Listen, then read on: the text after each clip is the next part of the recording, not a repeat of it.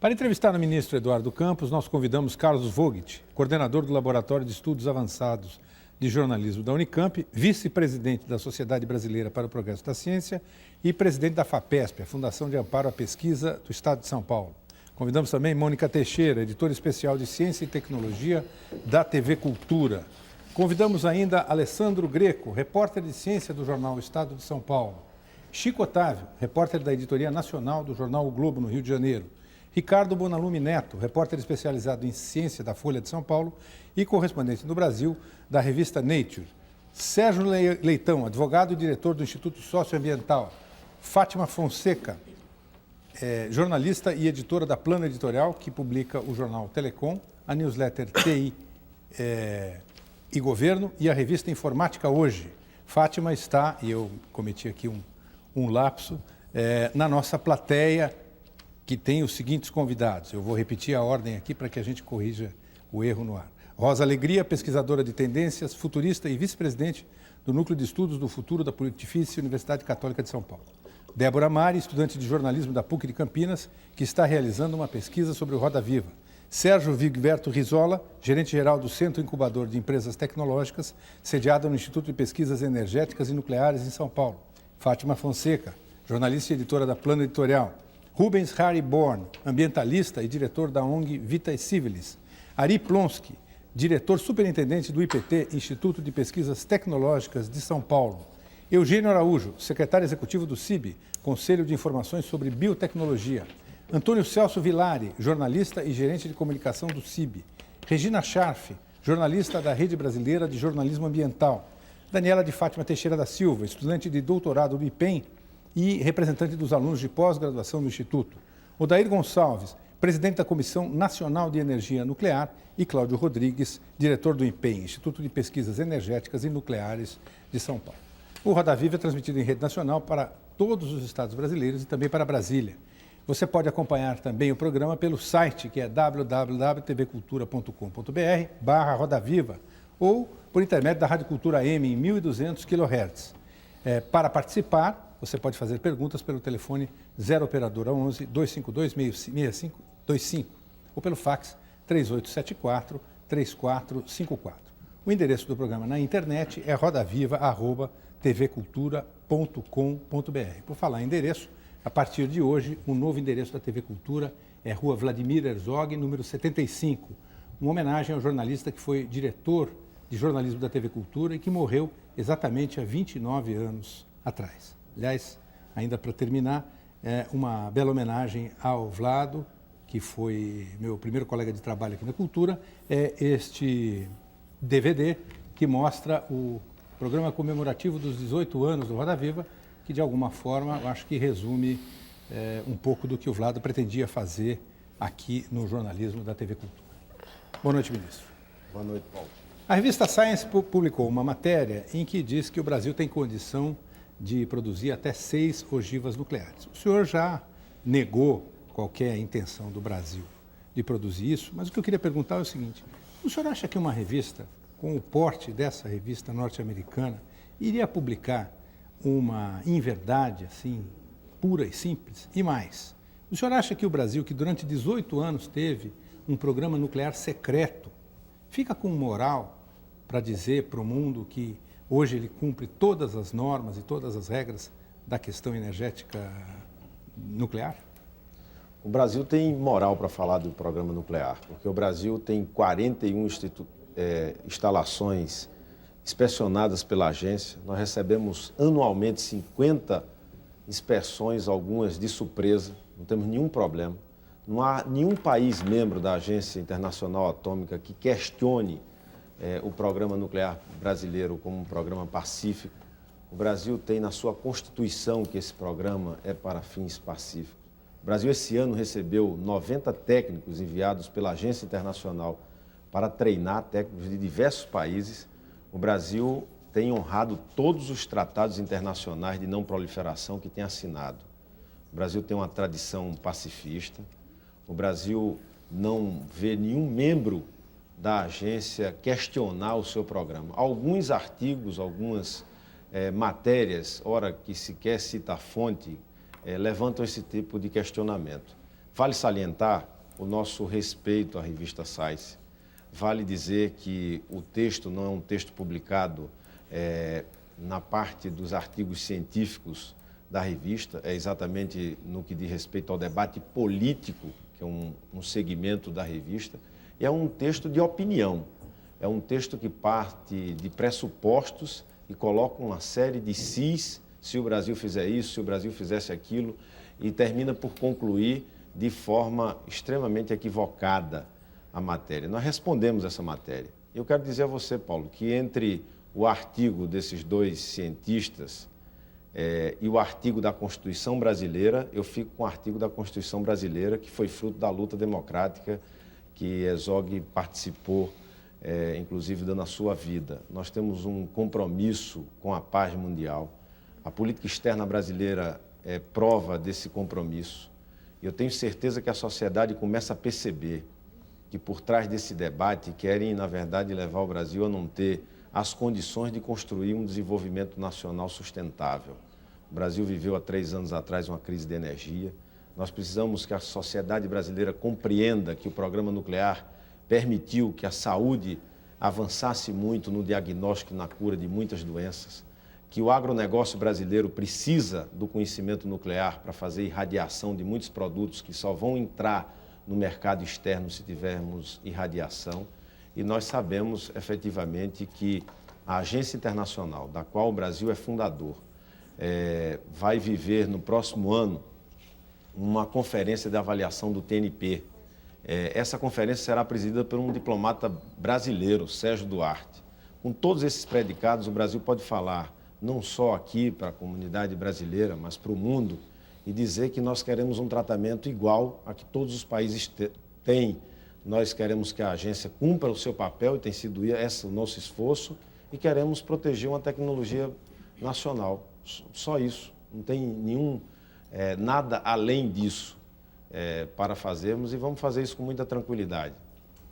Ministro, o senhor acha, ministro, que a razão é de natureza econômica? A motivação para tanta questão em torno do domínio dessa tecnologia de enriquecimento teria motivação, digamos, econômica, porque estaria o Brasil mostrando uma capacidade de produção em escala industrial de urânio enriquecido? Poderia vender Poderia vender essa... Olha, Vogler e Alessandro, é importante que se deixe claro que hoje no mundo, 17% da energia ela vem de fonte nuclear. Hoje no mundo, o mercado de urânio enriquecido é um mercado de 14 bilhões de dólares. Ele equivale a todo o mercado de soja e a todo o mercado de café juntos. Nós estamos querendo, simplesmente, numa primeira etapa, até 2010, no horizonte que estamos trabalhando, garantir a autossuficiência das usinas que temos, que são usinas que geram 4,3% da energia no Brasil. Nós temos o urânio, temos a tecnologia e gastamos milhões de dólares para nos apoiarmos em serviços prestados por empresas canadenses e por empresas europeias para enriquecer o urânio que nós temos. É claro, é evidente, todos sabem que nas prospecções que são feitas para o futuro, a tendência é de que a fonte nuclear cresça até 25%. E esse mercado será abastecido por urânio enriquecido por quem? Por nada mais do que 5 ou 6 países. E o Brasil, a partir de 2010, poderá ou não, a depender de uma decisão brasileira, participar desse mercado para fornecimento nos termos de quem é signatário do tratado, como o Tratado de Não Proliferação.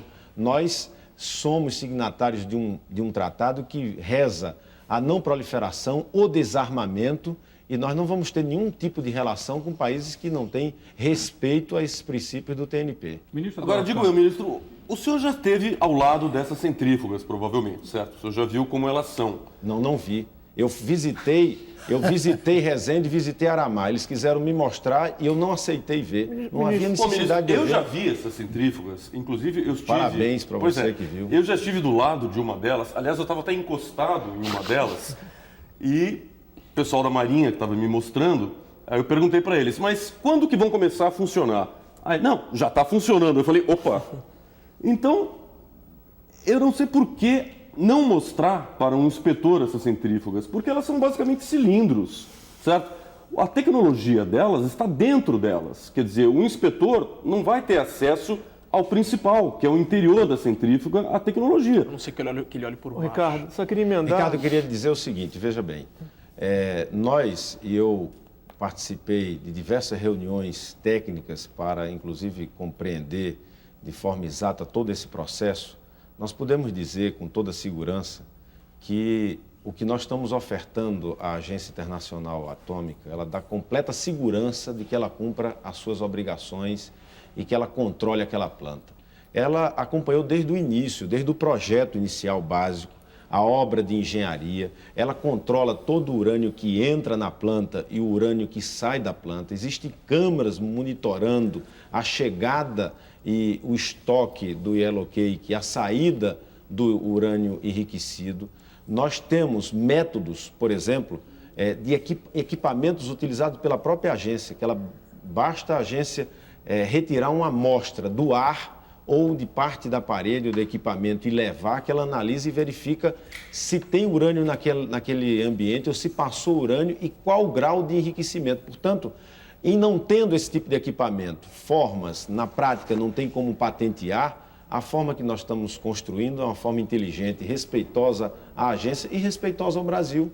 Nós não estamos tendo nenhum privilégio, nem estamos pedindo privilégio. A forma que o Brasil vai ser atendido, outros países que enriquecem são atendidos dessa forma, quem sabe até de uma forma ainda mais benevolente. Ministro, só uma pergunta. Política militar no Brasil e política tecnológica andam juntas, de mão dadas. Basta ver que em 1950, quando se cria o Conselho Nacional de Pesquisa, o antecessor do CNPq, ela se dá para uma iniciativa do então almirante, cientista renomado Álvaro Alberto, que naquele momento retornava do seu trabalho junto à Comissão de Energia Atômica em Washington. Ao longo desses anos todos, o complexo industrial militar brasileiro nunca foi controlado pelo poder civil. 30 anos depois, e 29 anos depois da morte de Vladimir Herzog, nós não conseguimos ainda fazer um pacto de convivência decente com o porão. O senhor controla os desvãos da ciência militar no Brasil? Sérgio, é claro que a democracia avançou, o programa espacial e o programa nuclear brasileiro, que nasceram e nós precisamos tributar às Forças Armadas parte exatamente do ganho que a ciência brasileira teve com o programa espacial brasileiro. Você citou o almirante Álvaro Alberto, nós poderíamos citar Cassimiro Montenegro, que foi um outro grande brasileiro que criou o ITA e que foi tão importante para a ciência brasileira. Esses programas têm tido cada dia mais a participação do ambiente civil, o controle do ambiente civil. Nós sabemos que essa verdade que você afirma é muito mais presente em outros países do que no Brasil. Nós entendemos que o programa nuclear brasileiro tem o controle da autoridade máxima, que é a CNEM. Nós sabemos que no programa espacial brasileiro, que vai viver inclusive um processo de conferência agora, a Agência Espacial Brasileira está, através do Conselho Superior da agência, assumindo a política estratégica do programa espacial. Esse processo de transição tem ocorrido em perfeita sinergia e eu não tenho absolutamente o que desconfiar de qualquer tipo de ação que não seja legal, que não seja dentro dos ditames do governo e do Estado brasileiro em relação a esse programa. O senhor falou em objetivos estratégicos, o senhor não, o programa na introdução toca no ponto dos objetivos estratégicos nacionais da sua política à frente do Ministério da Ciência e Tecnologia. Sempre que se falou no Brasil em objetivos estratégicos nacionais, vem à mente uma série de desrespeitos a direitos básicos da cidadania, como, por exemplo, todos aqueles que estão na ponta de óbice a esses objetivos são removidos. Foi assim com os povos indígenas nos anos 70 no Brasil, tem sido assim com os quilombolas, que residem em Alcântara e que têm sido afastados e expulsos sumariamente de suas terras desde os anos 70 em função da instalação da base de lançamento. Agora mesmo se fala na ampliação dessa base de lançamento e a preocupação nossa é que a única coisa que vai para o espaço em Alcântara é o direito dos quilombolas. O que o Ministério vai fazer para que isso seja respeitado? Eu quero lhe dizer que os quilombolas vão conviver em Alcântara com o respeito da posição da AEB. Nós não vamos ter uma base lá, nós vamos ter um centro espacial brasileiro que vai respeitar a presença dos quilombolas, importante Mas eles estão presença sendo histórica. expulsos, ministro. Não, Eles não estão estão sendo sendo retirados. não estão sendo expulsos. Sumariamente, Eles sem direito de permanência, apesar do artigo da Constituição que Você está assegura a dizendo sua que eles estão sendo permanência. expulsos agora, nesse momento? Agora? Quando? Agora. Não. Foram expulsos e isso não é continuam fato. sendo Não, expulsos. foram. A aeronáutica Não. tem os procurado para fazer a retirada deles de lá em Nós função temos da ampliação. 640 quilômetros quadrados num centro que será comandado pela Agência Espacial Brasileira, que vai respeitar a presença dos quilombolas, que vão participar, inclusive, Eles da ficarão conferência. mantidos nas suas que vão, posses? sim, claro, como os pescadores que estão lá e que precisam sobreviver, como a comunidade, a prefeitura, os quilombolas, os pescadores, vão participar, inclusive, do processo de debate do programa, da conferência do Programa Nacional, Espacial Nacional. Nós temos a perfeita consciência de que é possível, efetivamente, fazer um centro espacial ali e respeitar o direito dos quilombolas e respeitar o direito brasileiro. Nós somos o único país do hemisfério sul que tem um programa espacial importante para a preservação da natureza. Está aí o CIBES, prestando um grande serviço, fazendo um monitoramento da Amazônia. Está aí o CIBES nos dando perspectiva de ter uma política de clima e tempo que ajude a agricultura familiar. Está aí os aplicativos do geoprocessamento para a segurança pública, para planejamento urbano nas cidades, que precisa do conhecimento espacial. Nós precisamos compatibilizar o interesse de um programa espacial com o interesse justo e legítimo dos quilombolas. Isso nós vamos fazer com toda tranquilidade. Pode ter certeza de que a Agência Espacial, presidida hoje por um brasileiro que conhece o movimento social, que tem capacidade de diálogo, que foi constituinte e destacado, vai ter a capacidade política de equilibrar o interesse nacional e o interesse de um segmento importante da sociedade brasileira. São 500 famílias, ministro. 300 já foram retiradas, Não há problema. 200 estão para ser. Eu acabei de dizer, Esperamos que voltem todas. São 640 quilômetros quadrados. Esperamos que Ministro, isso seja verdade. nós vamos fazer um rápido intervalo e o Roda Viva volta daqui a instantes. Até já.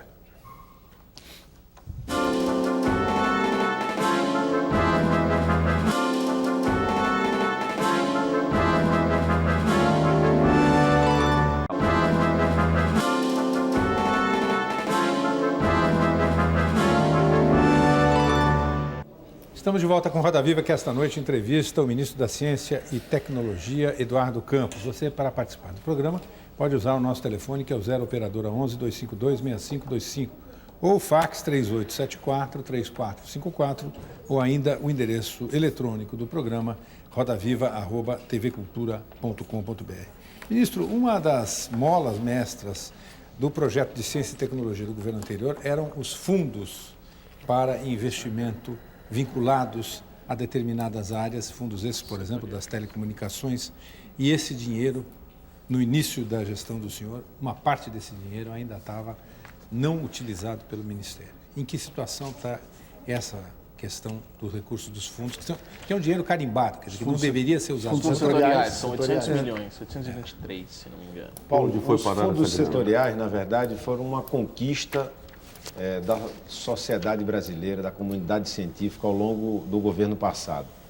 Durante o governo passado, na Câmara, eu tive a oportunidade de várias vezes ajudar, inclusive a ação do então ministro Sardenberg, na aprovação de diversos desses fundos. Alguns já foram aprovados agora no governo do presidente Lula. Ocorre que a quantidade de recursos que vinha reduzindo na área de ciência e tecnologia, com o advento dos fundos, essa demanda reprimida gerou, no primeiro momento, que esse instrumento novo, inovador, importante, estratégico, que são os fundos setoriais, fizesse um processo de atendimento quase que de balcão em relação aos recursos, ou seja, a partir da demanda. Nós vivemos também, com o surgimento dos fundos setoriais, um ambiente econômico que levou a um certo contingenciamento dos fundos setoriais. O que é que nós estamos fazendo? Nós ampliamos os recursos para os fundos setoriais. No próximo ano, nós vamos ter um orçamento dos fundos quase que só no ano de 2005 equivalente aos 4 anos do governo anterior. Nós estamos definindo uma política de integração dos recursos dos fundos. Mas, desculpe, ministro, com as prioridades isso não inverteu do o governo. raciocínio? Porque vamos pensar o seguinte, tem um dinheiro, se eu tiver na minha casa, eu disser assim, olha, para gastar em bife, eu tenho tanto. Né? E a minha mulher chegar e não comprar quilo de bife, estou sendo bem rasteiro para simplificar as coisas.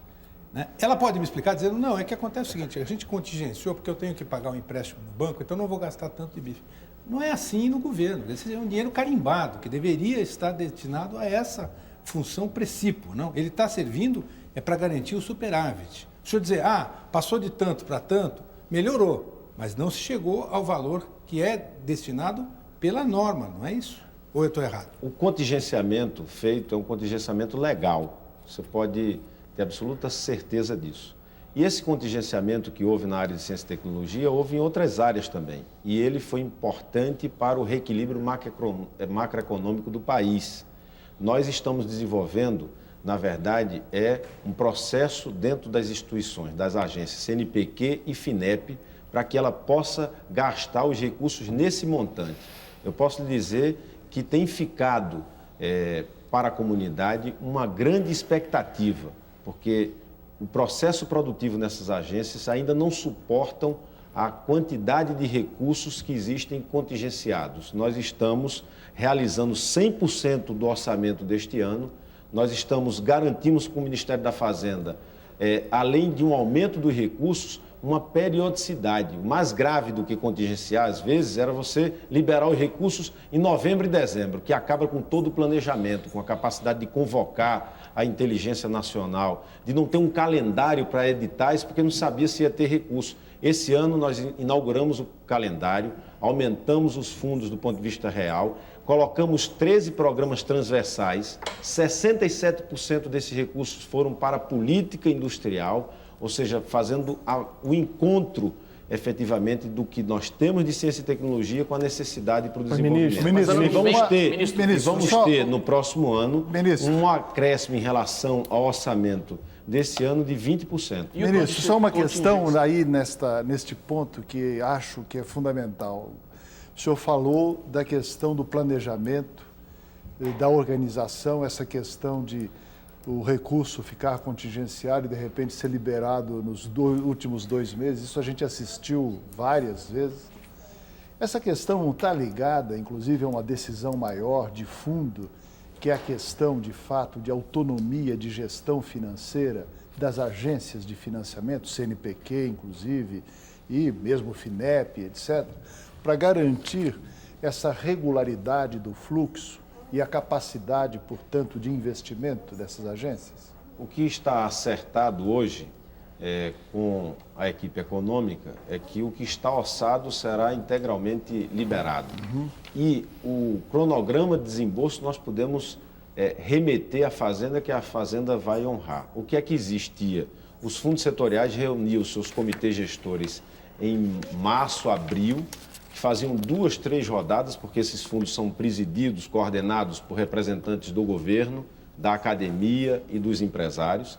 Quando se formatava e se mandava para a agência um modelo de edital, já era junho, se dava 60 dias à comunidade para apresentar os projetos, se convocava pessoas da própria academia para fazer o julgamento, e isso terminava em novembro e terminava que quase que o ano não se executava. Nós, esse ano, estamos fazendo o processo de 2004 e iniciando já na próxima semana o processo de 2005, para que ao longo do ano 2005 nós tenhamos os desembolsos combinados com a equipe econômica. Portanto, as agências têm segurança do desembolso mês a mês, o que não tinha antes, além de crescer os recursos, e vale salientar, Valdir, dos 15 fundos setoriais que nós temos, para o próximo ano, 7 já não tem qualquer contingenciamento. Qual vai ser, está previsto contingenciamento para o ano que vem? De quanto?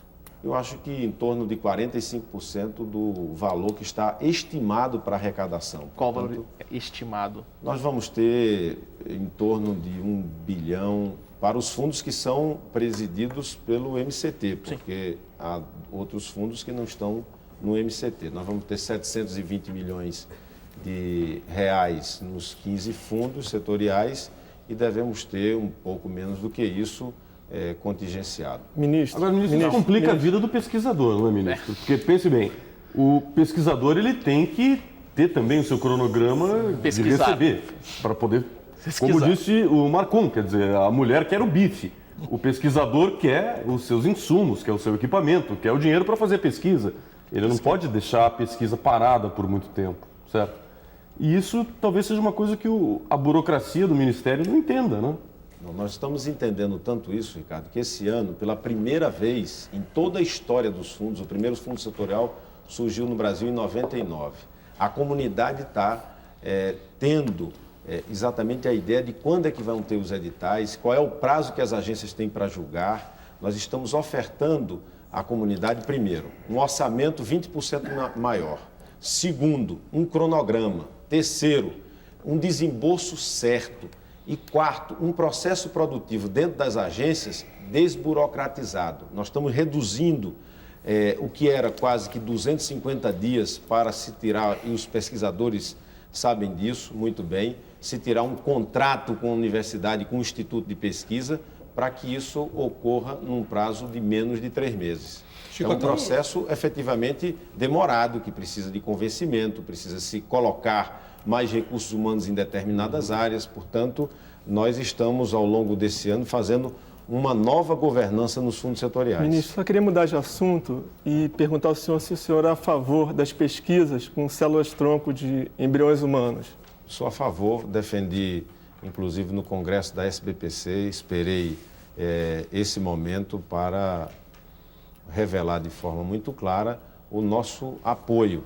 Acho que o debate vivido no Senado foi um debate extraordinário, porque a comunidade científica brasileira teve a oportunidade de fazer com os senadores um debate muito interessante, que eu desejo ver esse debate ser repetido, inclusive agora na Câmara, quando o projeto volta para a Câmara, porque se retirou muitos preconceitos, se retirou efetivamente alguns argumentos completamente defasados e eu acho que 52 senadores, e nós conhecemos o perfil ideológico do nosso Senado, votarem num projeto, num clima de praticamente consenso, foi uma vitória importante. E posso lhe afirmar que hoje está claro para a sociedade brasileira. Quem defende, sintonizada com esse debate. Quem defende a pesquisa com a célula-tronco está defendendo a vida. São 5 milhões de brasileiros que precisam dessa pesquisa. Nós temos grupos que estão na ponta no ambiente internacional. O que nós temos em pesquisa com célula-tronco na área da medicina, no que diz respeito à cardiologia, é algo admirável, feito por pesquisadores brasileiros. Nós temos certeza que doenças neuromuscular, que estão matando crianças, que podem ser efetivamente curadas e podem ter direito à vida, quando se esclarece que um embrião que está lá num banco desse, que, quem sabe, vai para o lixo, pode significar a vida de alguns, eu acho que esse debate vai ser um debate muito importante na Câmara e eu tenho uma confiança que a Câmara dos Deputados vai ajudar o Brasil a ter uma lei moderna, atual, correta. Essa não é a posição da ministra do Meio Ambiente ou eu estou mal informado? Não, essa é a posição do Ministério da Ciência e Tecnologia. E posso lhe dizer que quando eu fui tomar essa posição de forma pública lá no Congresso da SPPC, eu conversei com o presidente Lula. Em relação aos transgênicos, ministro, a gente tem o Ministério do Meio Ambiente, novamente, e o Ministério da Agricultura em polos opostos.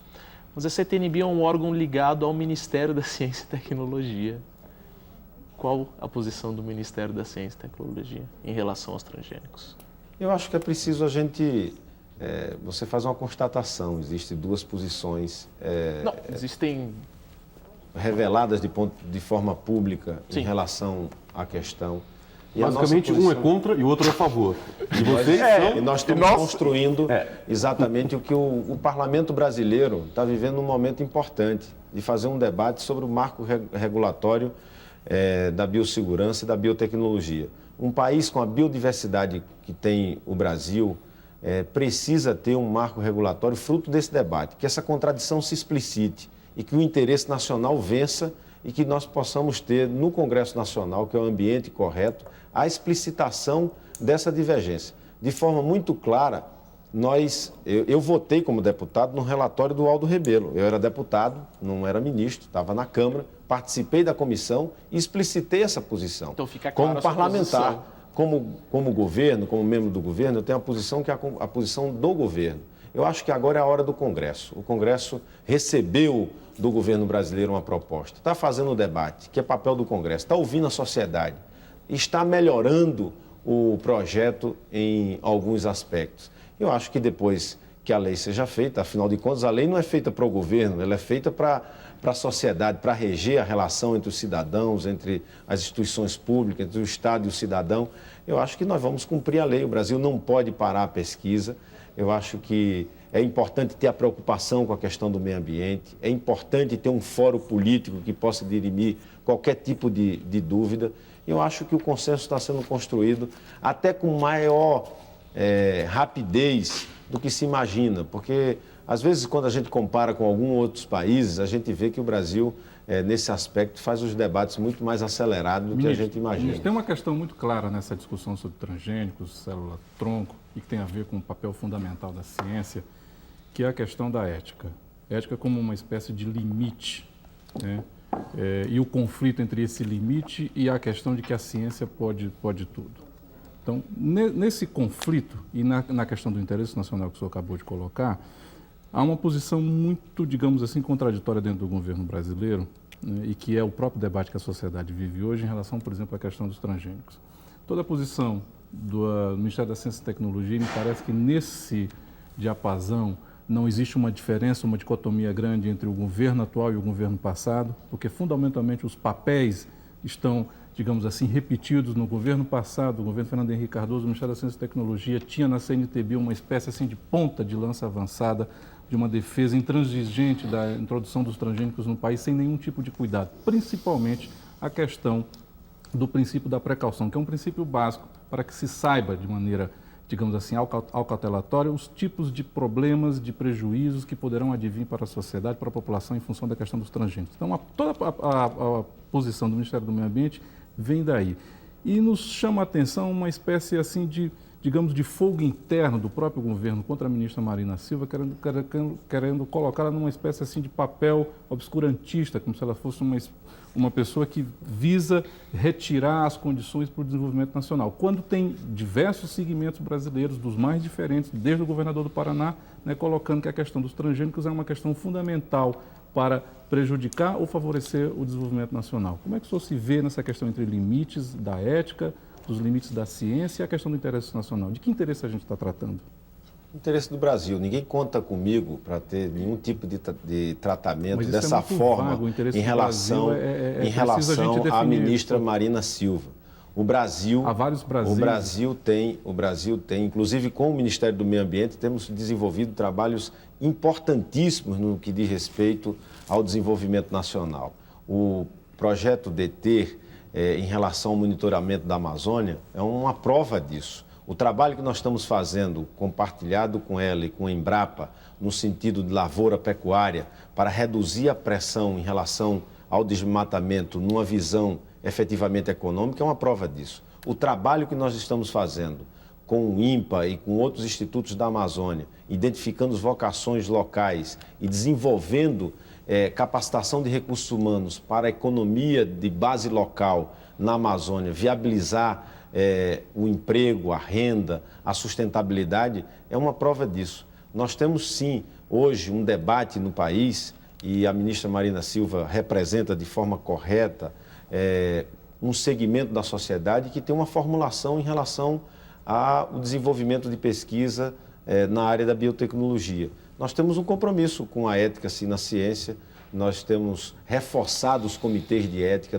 A CTN-Bio já criou 210 comissões e institutos de pesquisa em relação à biotecnologia com essa preocupação.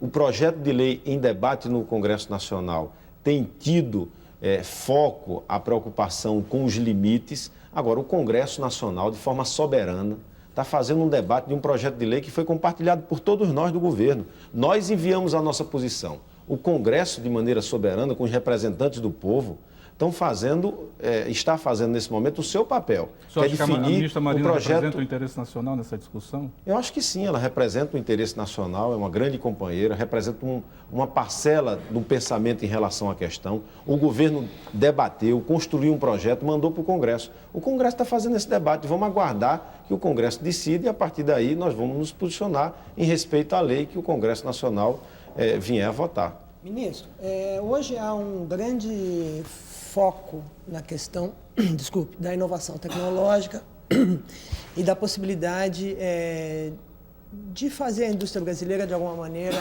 inovar mais.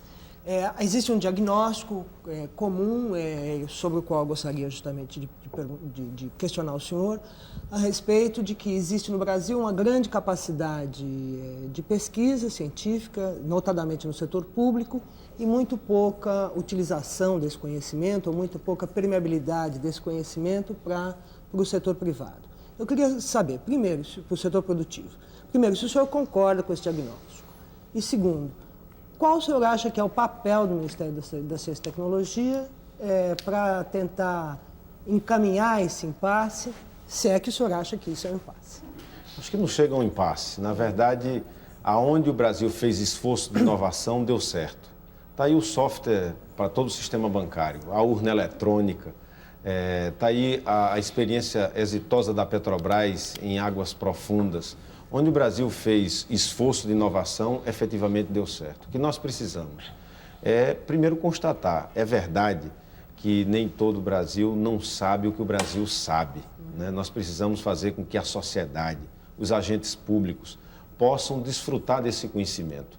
Isso não se faz sem formular políticas, marcar encontros. A política industrial tecnológica de comércio exterior é a primeira vez que se formula uma política industrial e coloca o ingrediente tecnológico. Nós estamos efetivamente marcando os encontros. Os 4 setores formados, por exemplo, focados pela política industrial brasileira, nós já fizemos todo o trabalho de cotejar os pontos e os gargalos tecnológicos de cada um deles para enfrentar enquanto política do MCT. Então, eu acho que o grande papel político do Ministério da Ciência e Tecnologia nesse momento é a arte do encontro, entre os que produzem o conhecimento e os que precisam do conhecimento para viver melhor, para produzir bens, para produzir serviços. Eu acho que no momento em que nós vemos a inclusão social ser um foco, é porque nós estamos, por exemplo, agora lançando editais para 99 projetos de extensão universitária, que vai levar o conhecimento para os assentados do projeto de reforma agrária.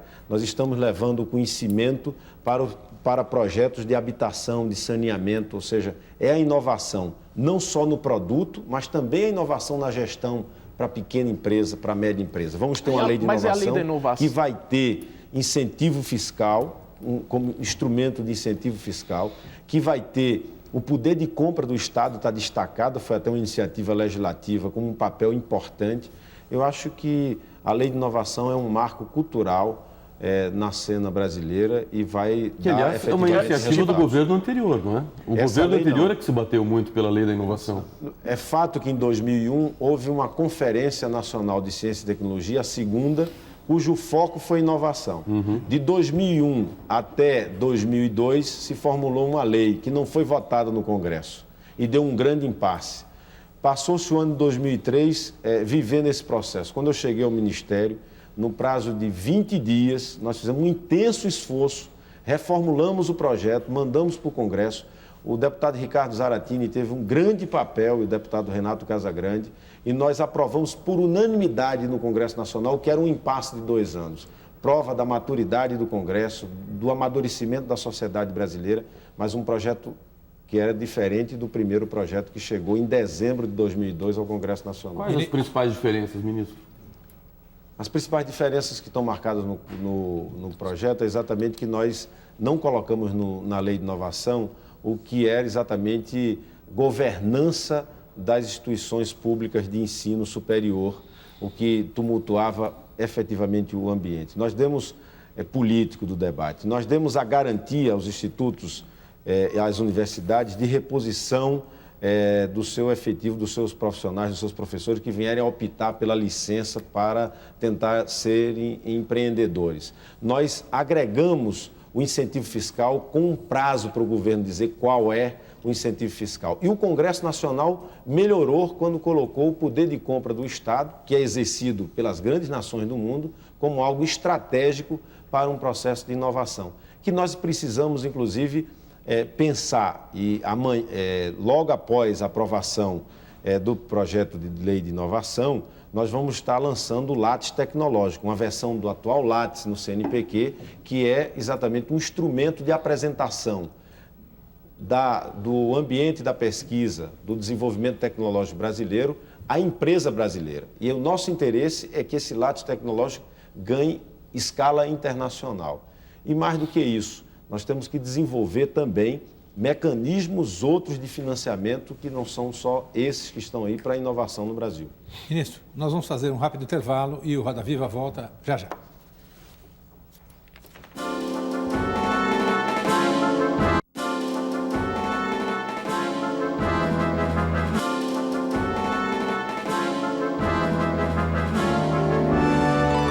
Estamos de volta com Roda Viva, esta noite entrevistando o ministro da Ciência e Tecnologia, Eduardo Campos. Para você participar do programa, 0 operadora 11 252 6525 ou o nosso fax, que é o 3874-3454, ou ainda rodaviva@tvcultura.com.br. Ministro, Mariana Rodrigues Mota, que é estudante na Universidade de Wisconsin, diz que está seguindo o programa de lá, pela internet, e diz o seguinte: daqui a 1 ano e meio estarei voltando para o Brasil. Gostaria de saber qual a sua opinião sobre a situação dos recém-doutores que voltam ao Brasil e qual o plano do governo para a alocação no mercado desses futuros pesquisadores. Ela pode abrir uma padaria, fazer alguma coisa assim? Não, tem coisa muito mais interessante para ela fazer. Hoje nós estamos formando 8 mil doutores e vamos chegar a 2006 com 10 mil doutores. É óbvio que todos esses doutores não podem ser absorvidos pelo poder público, mas um ambiente de inovação no Brasil, uma lei de inovação. O CNPq já disponibilizando bolsas para pesquisa em empresa. As universidades contratando cerca de 6 mil professores, como é hoje a intenção do MEC. Uma série de recursos em ciência e tecnologia sendo ampliados, não só no orçamento do governo federal, mas também no orçamento dos estados da federação. Eu acho que é um momento importante de você voltar ao Brasil e ajudar esse momento que o Brasil vive. Eu tenho clareza de que nós hoje já perdemos muito menos quadros do que perdemos no passado. O esforço de formar aqui, formar lá fora, criar perspectiva para os novos doutores, criar perspectivas em projetos, por exemplo, em consolidação de universidades no Nordeste, no Norte brasileiro, com projetos como o Casadinho, que o CNPq está fazendo, compartilhando com universidades já consolidadas. São uma série de possibilidades exatamente que podem abrigar estudantes jovens brasileiros como você para ajudar o Brasil nesse momento. Samir Santos, de Belo Horizonte, que é desempregado, diz o seguinte: o Ministério pretende descentralizar os núcleos de pesquisa, como Angra e Alcântara? Não seria interessante cada estado ter um núcleo de pesquisa? Isso remete àquela discussão que foi no início da sua gestão sobre se descentralizamos ou centralizamos ou fazemos as duas coisas ao mesmo tempo. Tem coisas que têm que ser feitas de forma concentrada e tem outras coisas que têm que ser feitas de forma desconcentrada. Essa não é a questão central. A questão central é pensar o sistema de ciência e tecnologia brasileiro como um todo e buscar desconcentrar, sim, a formação de recursos humanos. Esse é o principal. O Brasil tem um sistema efetivamente respeitado, o maior sistema da América Latina, e precisa que alguns estados também compartilhem com o governo federal do esforço de consolidar os seus sistemas estaduais. Finalmente, o professor Fábio Pires Gavião, de Araras, em São Paulo, quer saber qual a posição do senhor diante do debate sobre a abertura dos documentos secretos da ditadura, tendo em vista a importância dessa documentação para as pesquisas nas ciências humanas e sociais. Acho que é importante fazer um debate equilibrado sobre essa questão. O presidente Fernando Henrique, no término do seu segundo mandato, editou uma norma em relação a essa questão. Sinceramente, eu não sei... Imagino que o governo de transição já acompanhou isso. Quer dizer, sinceramente, eu não sei em que ele se baseou para definir o prazo dos 50 anos para a questão dos documentos. Acho que o ministro Zé Disseu hoje colocou de forma muito clara: o Brasil precisa fazer esse debate de forma extremamente tranquila. Nós temos um compromisso com o amadurecimento da democracia, e a democracia avança na medida em que a história é conhecida, e é importante, eu tenho certeza que esse debate vai gerar no futuro transformações no marco legal que está colocado, de maneira a dar possibilidade aos historiadores brasileiros e às gerações que não viveram de perto à ditadura militar compreenderem o quanto equivale o processo democrático, quanto Ministro, custou ele ao ministro, tem só um uma movimento, pergunta. dá licença. Pois tem não, um à movimento, vontade. por favor, tem um movimento no mundo de globalização das atividades de pesquisa e desenvolvimento de grandes indústrias, os grandes conglomerados mundiais. Esse é um movimento que começa a acontecer agora, na verdade já está acontecendo, e eu gostaria de perguntar, eu fiquei pensando nessa moça aí que está lá na Universidade de Madison, Wisconsin, e pensei se houvessem mais laboratórios industriais atraídos para o Brasil, funcionando no Brasil, se esses doutores não teriam mais lugares para trabalhar, em primeiro lugar. Em segundo, eu gostaria de saber, se o senhor tivesse frente ao presidente digamos, da Intel, ou da Lucent, ou, enfim, da Nokia, o que o senhor diria que são as qualidades do Brasil para que essas grandes empresas pusessem aqui um laboratório industrial de pesquisa? É importante apresentar o Brasil dessa forma que nós estamos nos esforçando em apresentar. Que o Brasil não seja conhecido internacionalmente só como um país que é bom no futebol, que tem um bom carnaval, que tem recursos naturais e praias bonitas. O Brasil precisa mostrar o que tem em ciência e tecnologia. É importante para o desenvolvimento do país, é importante para a autoestima do povo brasileiro. Demonstrar que nós temos capacidade de fazer o que fizemos no petróleo, capacidade de fazer um laboratório de luz síncroto, como fizemos aqui em Campinas, capacidade de fazer pesquisa na física, na biotecnologia, como estamos fazendo. E nós temos dito isso, demonstrado e tentando mostrar esse Brasil, um Brasil que é bom na ciência também, um Brasil que tem bons cientistas, tem boas redes na área de nanotecnologia. Nós estamos agora, por exemplo, com setores como de semicondutores e telecomunicações que você citou, discutindo as janelas de oportunidade que tem para fazer aqui, com os recursos humanos que nós temos aqui, pesquisa de ponta para semicondutores na área de nanotecnologia. Eu acho que esse será com certeza um mercado novo. E é importante também buscar mecanismos de financiamento, que não seja só do poder público, do orçamento fiscal. Por exemplo, nos Estados Unidos, os fundos de pensão investem até 4% em ciência e tecnologia. A norma no Brasil não induz, por exemplo, investimentos em bens imobiliários, em shopping centers, mas não tem nenhuma norma que determine que um percentual dos investimentos seja feito em empresas de base tecnológica. Agora, ministro, eu acho que o Brasil... Como é que o senhor foi cair nessa área? Uma pergunta indiscreta. O senhor, sendo economista, como é que o senhor passou a ter interesse por ciência e tecnologia? Como é que Eduardo Campos virou ministro de Ciência e Tecnologia? Quer dizer, de onde veio essa vocação, se é que é uma vocação? Na verdade, Ricardo, essa pergunta cabe ao presidente Lula, foi ele que me convocou. Eu tinha como uma pessoa, por formação de economista, como alguém que participou, ainda como deputado estadual, participei do movimento de criação da nossa Fundação Estadual de Ciência e Tecnologia. Foi Pernambuco o estado que teve a primeira fundação no Nordeste, a primeira Secretaria de Ciência e Tecnologia. Eu tinha envolvimento com isso, fiz o movimento estudantil, portanto, tinha uma grande relação na universidade no nosso estado e desenvolvi um conhecimento da área. No parlamento me envolvi com os projetos de votação dos fundos setoriais, mas nunca imaginei que iria virar ministro. Essa foi uma decisão do presidente Lula que me convocou. Ministro, só perguntar uma coisa sobre autonomia. Voltar ao tema da autonomia e uma opinião sua sobre a questão das universidades. Há muitos anos, o governo Fernando Henrique, os 2 mandatos, foram atravessados, inclusive, por uma questão que não se resolveu, que era a questão da autonomia das universidades públicas federais, autonomia no sentido da autonomia de gestão financeira. Não é? No programa do presidente Lula, isto é, então candidato, a questão da autonomia estava lá, constava, e até agora também essa questão não se resolveu. Como é que o senhor vê essa questão da autonomia de gestão financeira das universidades públicas federais? Se isso tem importância, que importância tem e se isto é, de fato, digamos, fundamental para a atuação mais eficaz, mais eficiente do sistema público de ensino superior? Eu acho que a universidade brasileira conseguiu a autonomia política, né? Um processo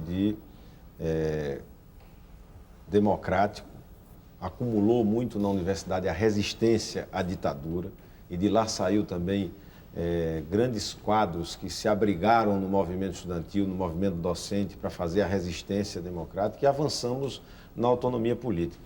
A autonomia financeira da universidade como uma meta, eu acho algo muito importante. A universidade também vai ter, nessa oportunidade da Lei de Inovação, mecanismos de financiamento que não são inteiramente dependentes do orçamento fiscal.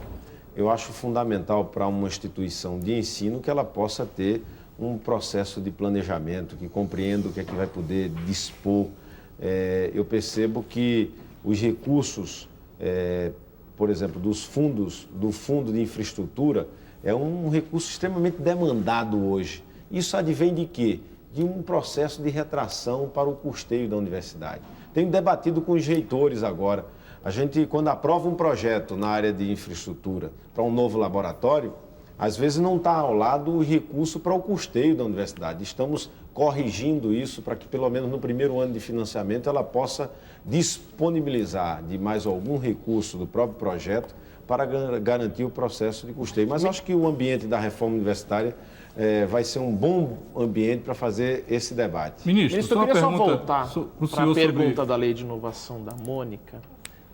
O senhor está falando que ela passou rapidamente pelo Congresso, mas ela está no Senado. Quando ela vai ser votada? No dia 27 passado, o presidente Lula solicitou urgência constitucional ao projeto.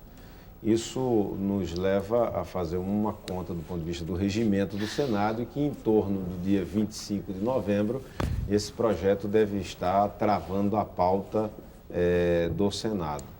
Acredito que com um bom debate no Senado, vou procurar pessoalmente os líderes do governo e da oposição, demonstrar a ansiedade que a sociedade brasileira está por essa lei. Nós vamos ter 120 dias para fazer exatamente a legislação no que diz respeito aos incentivos fiscais, ou seja, temos uma tarefa para diante. Eu acho que um bom debate no Senado, com o colégio de líderes, com pessoas que se interessam por essa questão, podem nos dar ainda este ano a votação no Senado e termos aí a Lei de Inovação em 2004. Ministro, uma pergunta sobre energia nuclear. Existem hoje 5 emendas do senador Álvaro Dias, com quem tivemos bons debates em relação à Lei de Biossegurança. Eu vou conversar pessoalmente com o senador Álvaro Dias sobre essa questão. É claro que o senador, na hora que fez emenda, no propósito de melhorar o projeto, eles compreendem que, em sendo emendado o projeto, ele voltará à Câmara, o que vai retardar ainda mais a entrada em vigor. Mas isso é um julgamento que o senador vai fazer. Eu vou fazer o meu papel, que é procurar todos que estão envolvidos no Senado. Ministro, semana passada, durante a Semana Nacional de Ciência e Tecnologia, foi criada a Frente Parlamentar de Ciência e Tecnologia, um grupo de deputados suprapartidário, né, interessado no fomento da ciência e tecnologia. Eu queria perguntar para o senhor o seguinte: o senhor acha que há espaço para aumentar recursos e a atenção à ciência, tecnologia e inovação no Congresso Nacional? O senhor acha que o fato do senhor vir do Legislativo ajuda nessa articulação? O senhor espera, por exemplo, aumentar os recursos previstos no orçamento através de emendas parlamentares? Eles têm aumentado, né? O ano passado, no processo legislativo, o Congresso aumentou os recursos da área de ciência e tecnologia. Eu espero que esse ano continue aumentando, quem sabe até mais. Eu vi com muita alegria o lançamento da frente em plena Semana de Ciência e Tecnologia. E a semana ocorreu num momento positivo, quase que na retomada do Congresso, da atividade do Congresso Nacional. Nós temos feito um processo de aproximação com o Congresso, de demonstrar os diversos programas em curso dentro do Ministério. Eu quero crer que o resultado final vai ser positivo e vamos ter Não um incremento como hoje de 24% que já temos, comparado à lei que saiu do Congresso, já emendada em 2003, com a lei que foi agora remetida pelo presidente Lula, há um incremento de 24% no orçamento de ciência e tecnologia. O orçamento geral cresceu 9%, portanto a área cresceu mais do que a média geral. Mas o CNPq não teve nenhum aumento no orçamento. Mas o CNPq tem uma emenda já garantida histórica de comissão junto com a CAPES que dá uma boa aumentada. Essa é uma emenda histórica. Ministro, uma pergunta sobre energia nuclear. O senhor parece embevecido pela possibilidade do Brasil ter 25% da sua matriz energética baseada em energia nuclear. A gente poderia dizer que o Brasil não, o mundo. O mundo, mas hoje é 17%. Né? O mundo. Isso poderia dizer que era um triunfo da esperança sobre a razão. Angra 1 funciona mal, Angra 2 muito mal, Angra 3 está ainda toda encaixotada. O Brasil está comemorando esse ano 12 anos, foi em outubro de 87 o famoso acidente do Césio 137 em Goiânia, com mais de 600 vítimas até hoje não civilmente indenizadas. O Brasil tem um histórico de uma Comissão Nacional de Energia Nuclear, digamos assim, desidiosa do ponto de vista das suas inspeções, inclusive auditadas pelo Tribunal de Contas da União, com um marco desse tipo de, digamos assim, desídia no cumprimento das fiscalizações. E a energia nuclear ela é insustentável do ponto de vista ambiental, pela simples questão de que não há um tratamento cientificamente seguro para a questão dos seus rejeitos. O ministro Pinguelli, aliás, o ex-presidente da Eletrobras Pinguelli, na mesma semana que o senhor anunciou a questão das possibilidades de construirmos 4 novas usinas, dizia do absurdo de, num país carente de recursos, se investir na energia nuclear quando se tem uma matriz baseada em água muito mais segura e muito menos custosa. Como é que o senhor vê essa questão do ponto de vista ambiental, do ponto de vista social, do ponto de vista econômico para o país? Por que esse embevecimento com o sonho nuclear? Não tem embevecimento nenhum. O Brasil tem um investimento feito em Angra 1 e em Angra 2, responsável por 4,3% do fornecimento de energia, portanto, negando a sua tese de que é um funcionamento esporádico. Nós temos, por exemplo, vivemos há 3 anos atrás um apagão, o Nordeste sofreu muito com o apagão, o Rio de Janeiro não teve o mesmo padecimento que nós tivemos lá na realidade nordestina. A nossa Comissão Nacional de Energia Nuclear não é esse conceito que ela tem internacionalmente, nem da agência internacional. É o conceito que você tem em relação a ele por uma posição política muito clara, ideológica, contra a energia nuclear. Uma posição fundada. A questão dos Eu estou respondendo concretamente. O Brasil precisa ter, como outros países têm, e nós temos o privilégio de ser um país que tem a matriz energética que tem, com 87% de fonte hídrica, mas todos os países do mundo têm desenvolvido alternativas. Estamos desenvolvendo biodiesel, está aí o programa do biodiesel, o programa exitoso do álcool. Estamos fazendo pesquisa em célula combustível de ponta no Brasil, aqui na Unicamp, no IPEM, junto ao INT, junto a 6 instituições junto com o INT que estão sendo desenvolvidos, na Universidade de São Carlos.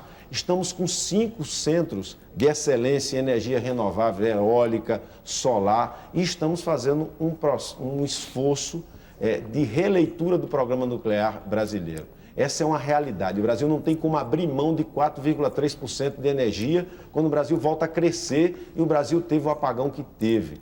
Nós precisamos efetivamente compreender, por exemplo, a matriz energética do futuro, a economia do hidrogênio. Hoje, os canadenses que estão na ponta desse debate apontam como uma fonte quase que certa de economicidade para a economia do hidrogênio, a célula combustível, a fonte, um subproduto da energia nuclear. O mundo está construindo 41 usinas nucleares. A Alemanha, não existe nenhum voltando atrás. É uma inverdade. A Alemanha não suspendeu uma usina que estivesse em funcionamento.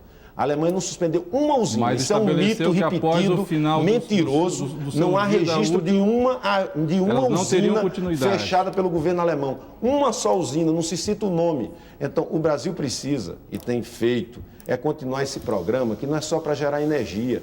Esse programa permitiu que o Brasil tivesse conhecimento e técnicos que estão salvando vidas com radioisótopos que estão sendo utilizados aí. E quanto ao submarino nuclear, ministro, o senhor acha que o país precisaria ter um submarino nuclear também? Porque o programa começou dentro da Marinha, com o interesse da Marinha de criar a propulsão dos seus submarinos nucleares, certo? Só que o programa do submarino nuclear da Marinha é um programa que está andando a passo de tartaruga.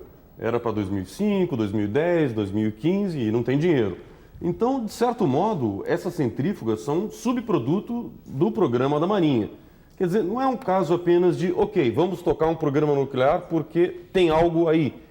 Há uma série de programas tecnológicos que vieram da época do regime militar que simplesmente avançam a passo de tartaruga porque ninguém chega e diz, não, vamos parar com isso. Por exemplo, o programa do VLS, o lançador de satélite, já houve 3 fracassos. Vai haver um 4º fracasso ou vai se repensar esse lançador de satélite? Certo? Até que ponto não falta uma decisão política dizendo, olha, vamos parar com isso, não deu certo, façamos de outra maneira, certo? O movimento de cargas no mundo, 90% é feito por navios, hoje. Esses navios são movidos por motores que, do ponto de vista tecnológico, têm uma vida de 20, 30 anos. Daqui a 30 anos, qual é a energia que vai mover esses motores? Será que não serão os geradores, os reatores de propulsão a 20%? E por que o Brasil abandonar uma pesquisa quando outros países que estão no mesmo patamar econômico, assemelhados ao Brasil, não estão abandonando? Eu acho que nós precisamos ter compreensão de que esses são programas estratégicos para a formação de recursos humanos, para a infraestrutura nacional e que terão, com certeza, no horizonte de 20, 30 anos, serão lembrados. Como hoje nós lembramos Álvaro Alberto, como nós lembramos Cassimiro Montenegro, como nós lembramos Lobato, que lutou por uma Petrobras.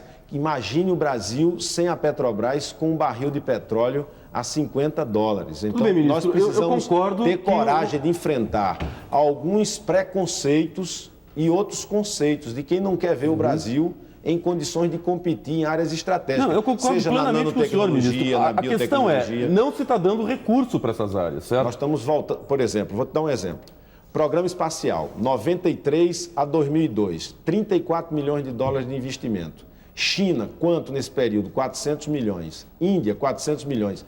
Governo do presidente Lula, nós vamos levar a quase $100 milhões no próximo ano, no orçamento do próximo ano, que é exatamente o ponto máximo que o programa espacial teve. Mas precisou um belo de um acidente para que acontecesse isso, não é, ministro? Um lamentável acidente. Um lamentável acidente. Agora, vale um registro.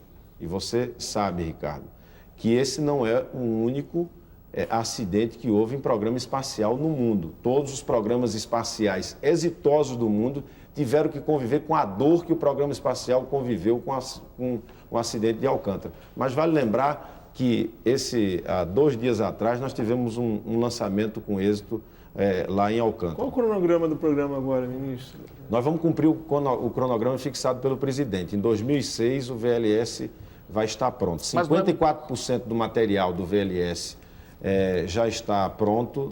A Agência Espacial Brasileira está com os recursos, está ultimando um provável contrato com a Nuclep para fazer a torre do VLS. Em 2006, o VLS será lançado. E também o Cibers, que é a nossa cooperação com os chineses, que está fazendo o que há pouco eu falava do monitoramento dos recursos naturais brasileiros. Nós acabamos de acertar e deve ser assinado na vinda do presidente chinês. Nós vamos acertar o Cibers 2B, uma versão exatamente para que não tenhamos um interstício entre as imagens do CIB2 e do CIB3. Ministro, mais um intervalo, a gente volta já já.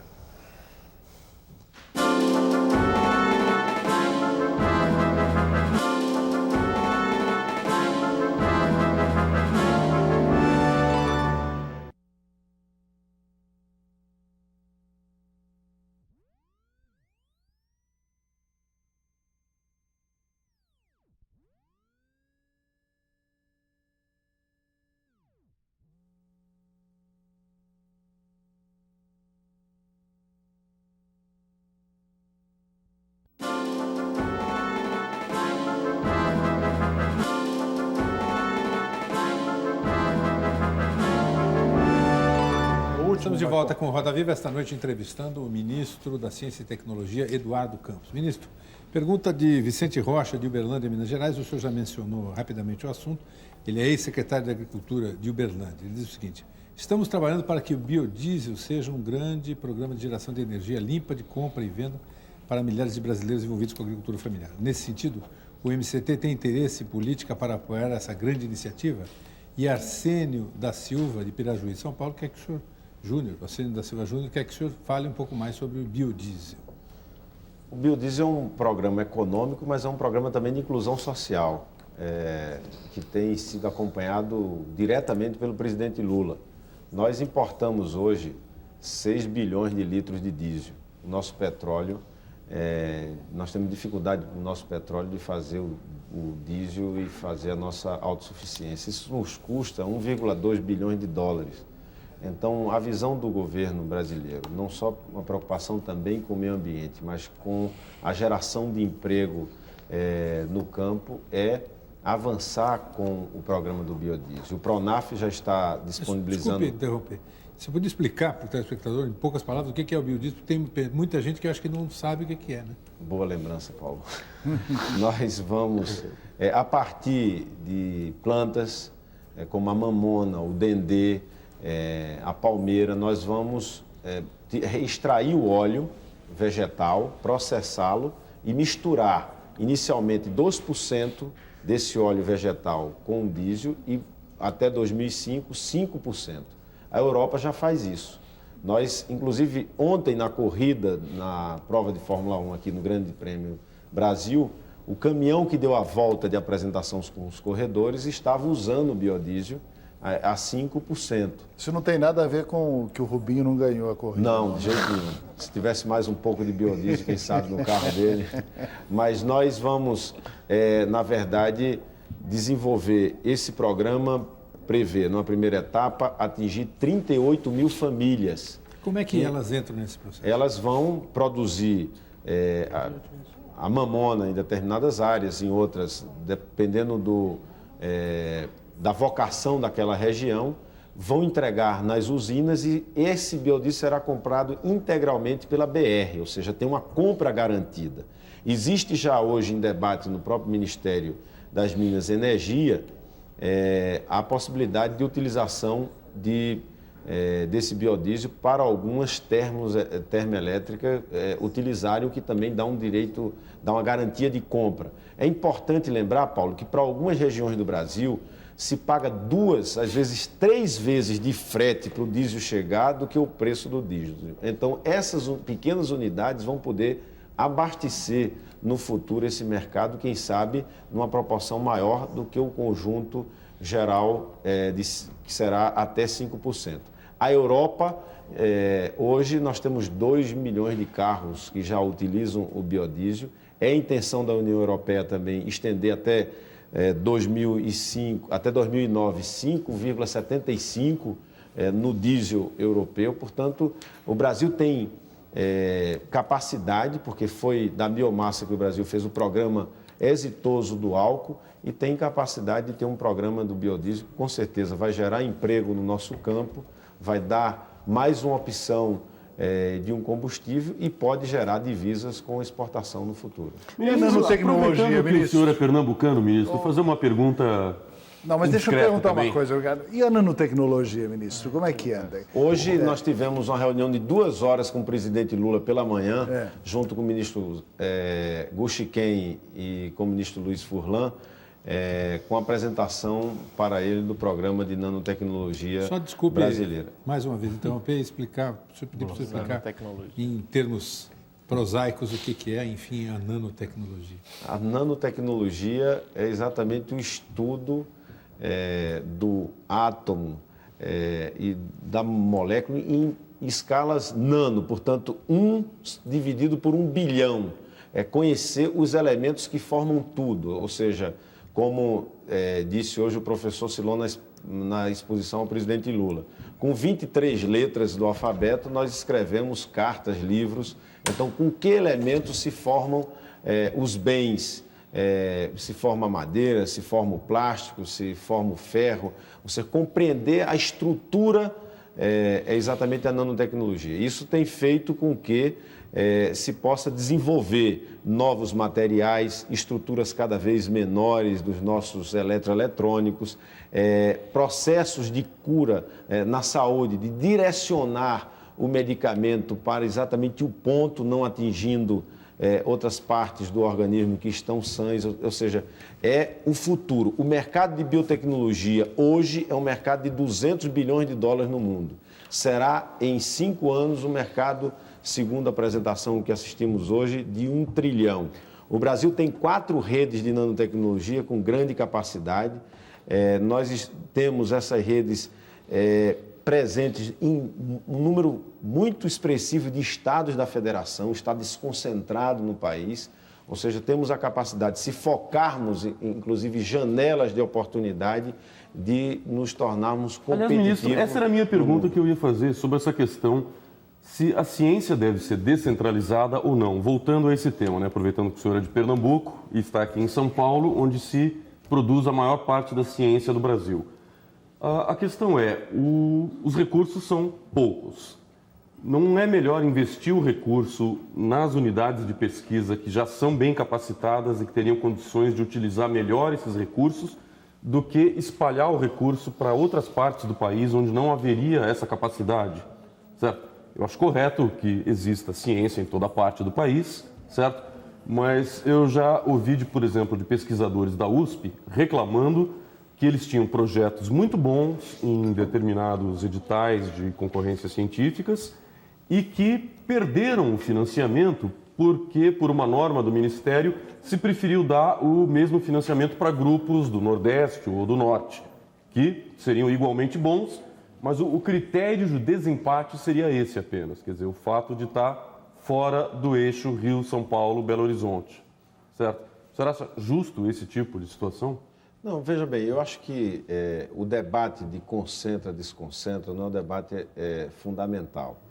Nós, como pernambucano, eu convivo na realidade regional com essa questão, até porque Pernambuco concentra na região Nordeste o maior número de cursos de doutorado, o maior número de bolsas de CNPq e de CAPES, ou seja, há uma estrutura de formação de recursos humanos e de pesquisa concentrada também dentro da realidade regional.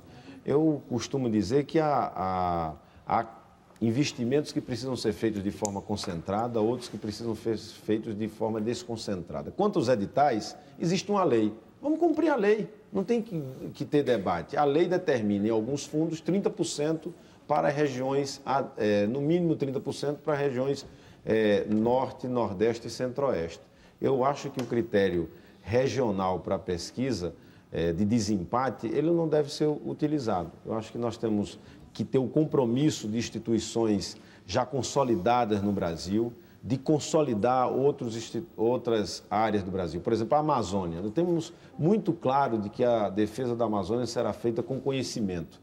Nós precisamos animar jovens doutores brasileiros, pesquisadores brasileiros para irem à Amazônia. Precisamos de universidades consolidadas para ajudar a formação de cursos com qualidade, de pós-graduação. Isso não será feito num ambiente pautando a diversidade. Nós temos que pautar a unidade de um sistema nacional de ciência e tecnologia. Um dos instrumentos importantes para justamente o desenvolvimento da pesquisa nos estados são as fundações de amparo à pesquisa.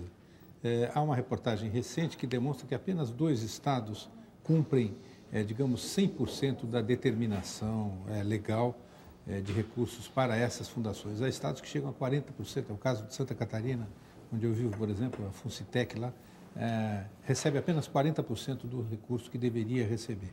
Que papel o Ministério da Ciência e Tecnologia? Eu sei que nós estamos numa federação, o senhor não pode determinar nada, mas que papel o Ministério da Ciência e Tecnologia pode fazer no sentido de fazer com que se repitam os exemplos, por exemplo, aqui de São Paulo, da FAPESP, onde 100% da dotação é assegurada? A FAPESP tem uma experiência em sendo a mais antiga fundação estadual. Ela tem tido autonomia financeira que ela conquistou há alguns anos atrás. Nós temos discutido com o Fórum das Fundações, inclusive a política de contrapartida, ou seja, O que nós podemos fazer, na verdade, além da ação política, de conversar, de tentar sensibilizar, oferecer uma cenoura ajudar os adicional. secretários, é oferecer vamos dizer, um chamariz à boa vontade das equipes econômicas estaduais. O fórum dos secretários, junto com o fórum das Farps, inclusive definiu uma política de contrapartida, a partir da realidade econômica e financeira de cada estado. Não foi nenhuma decisão do governo. Nós pedimos a eles que, por consenso e depois de 3 rodadas de debate, eles nos passaram e nós estamos tentando exercitar isso. Tem funcionado, tem inclusive estados que têm feito uma revisão da sua própria lei. Havia estados que definiam 3%, aquilo era algo fora da realidade. Então, reduz para um patamar de 1% ou 2%, ou 1,5%, e honra aquele 1,5% que nós estamos aqui compartilhando de programas, como o PAP agora. Nós estamos fazendo o programa de pesquisa na empresa junto com as Farps. E a partir de contrapartida, ainda no modelo antigo 1 a 1, que nós vamos corrigir para os ponderadores. Ministro, mas foram a acertados. questão do... Não deveria começar pelo CNPq este exemplo? Este exemplo que o senhor citou, que eu acho que é fundamental, não é? Quer dizer, o caso da FAPESP, que historicamente tem os seus recursos garantidos e não repassados constitucionalmente, e não só isso, eles são repassados em duodécimos, não é? Portanto, distribuídos durante o ano. Mas o caso das outras FAPs, não deveria começar esse exemplo vindo do CNPq, isto é, do órgão federal, que poderia, assim, dessa forma, induzir um pouco este comportamento a que se referia o Marcum, né, nos outros estados? Questão da autonomia de gestão financeira, outra vez. Ministro Eduardo. Não, mas eu acho que isso é uma questão importante. É uma questão, veja bem, eu acho que é uma boa iniciativa. Nós estamos, na medida em que os fundos setoriais, como falei há pouco, tem uma nova governança, um calendário, quase que o duodécimo que nós estamos organizando, e se vai consolidando isso como um exemplo, isso vai induzindo esse comportamento para o ambiente dos estados. E vale a pena deixar claro, existem estados que têm feito um esforço muito grande de garantir investimentos e outros que ficam simplesmente a buscar no governo federal o financiamento que eles não conseguem retirar das suas equipes econômicas. Então, nós não podemos também substituir, né, os recursos do Tesouro Estadual. Simplesmente isso é impossível da nossa parte. Precisamos fazer um esforço. Hoje, o governo federal, nos últimos números, já investe em 2004 10 bilhões ano e os estados 4 bilhões. E a iniciativa privada 7. Nós precisamos, todos nós, crescermos e, sobretudo, a iniciativa privada. Ministro, o nosso tempo está acabando. Eu sei que o senhor apresentou uma visão bastante otimista da perspectiva de ciência e tecnologia no Brasil. O que é que motiva esse otimismo todo? Ué, o fato dele ser ministro, certo? Não, eu acho que é o fato do Brasil estar efetivamente despertando uma consciência de que estamos numa era da economia do conhecimento, que o conhecimento é fundamental ser apropriado pelos que produzem bens, que não haverá desenvolvimento sustentado no Brasil por um ciclo longo que não seja apoiado na estrutura do conhecimento. Tão importante quanto a infraestrutura tradicional pensada é pensar e fomentar e apoiar a infraestrutura de ciência e tecnologia e é, sobretudo, uma boa vontade que eu encontrei na Academia Brasileira para ajudar esse encontro com o ambiente da produção de bens e serviços. Ou seja, há uma vontade política, efetivamente, e há no governo do presidente Lula um papel de centralidade na questão da ciência e tecnologia. Temos visto isso nos discursos do presidente, no apoio orçamentário, na visão da equipe econômica e das diversas setoriais, onde nós temos tido uma boa relação. Isso me faz, efetivamente, e sobretudo num ambiente de crescimento econômico, ter ânimo para continuar o trabalho e podermos dar a nossa contribuição. Muito obrigado, ministro. Obrigado aos nossos entrevistadores, à nossa plateia e a você que está em casa. Nós estaremos aqui na próxima segunda-feira, às 10h30 da noite, com mais um Roda Viva. Uma ótima semana e até segunda.